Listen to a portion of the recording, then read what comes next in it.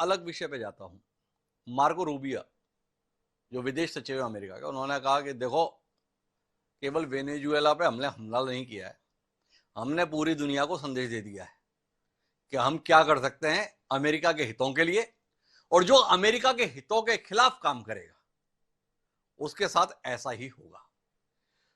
Colombia के राष्ट्रपति को ट्रंप ने चेतावनी दी है, अपनी जान बचाओ। अब सीधा संदेश यह है पुरी साहब कि जो भी अमेरिका के खिलाफ काम करेगा उसके खिलाफ कार्रवाई होगी। जितने भी देश हैं, उन देश की सरकारें, उन देश के संचालन करने वाले लोग अपने देश के हित के लिए काम करते हैं। ऐसा तो होता नहीं कि व्यक्ति अपने देश में चुना जाए और वहां पर बैठकर काम जो है अमेरिका के हित के करे। और नरेंद्र मोदी जी से कोई देश में यह अपेक्षा करे कि आप चुनाव जीते लेकिन आपको अमेरिका के हितों के अनुसार काम करना है। कुल मिलाकर एक लोकतांत्रिक देशों के लिए कितनी बड़ी चुनौती और धमकी खुले तौर पर अमेरिका दे रहा है, इस पर पुरी साहब कुछ कहेंगे आप? नहीं, मैं बिल्कुल कहूंगा हिमांशु जी, आप जो कह रहे हैं बिल्कुल दुरुस्त है, सही है। और ये बिल्कुल खुलेआम पे वो कह रहे हैं कि धमकी दे रहे हैं। ईरान के केस में वो जो बॉम्बिंग हुई उनके न्यूक्लियर साइट्स पे, ये क्या इंटरनेशनल लॉ में अलाउड है? आप और दूसरी चीज नोट करिएगा, वेनेजुएला के साथ भी इन्होंने एक ढोंग सा रचाया कि हम उनके साथ नेगोशिएट कर रहे हैं। ईरान के साथ भी ये लगाया और पीछे से ही किया।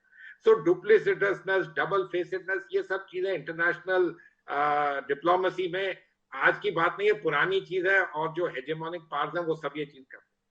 Democratic countries, do they need to be kind of very, देखिए in many places it's not very easy for them to do, और कई जगह में वो करें क्यों?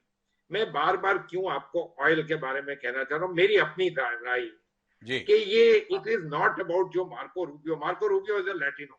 जो मार्को रूबियो कह रहे हैं is not that. Donald Trump के डिसीजन है, मार्को रूबियो का कोई डिसीजन नहीं।